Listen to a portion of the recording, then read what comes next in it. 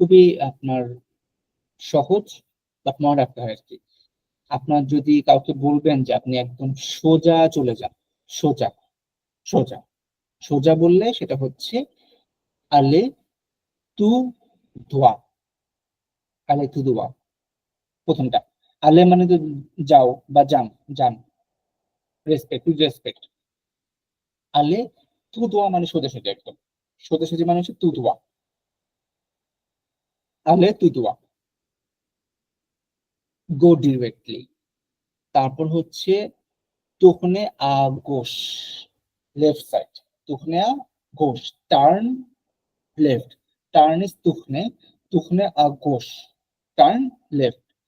আর তুখনে আদোয়াত, that is turn right.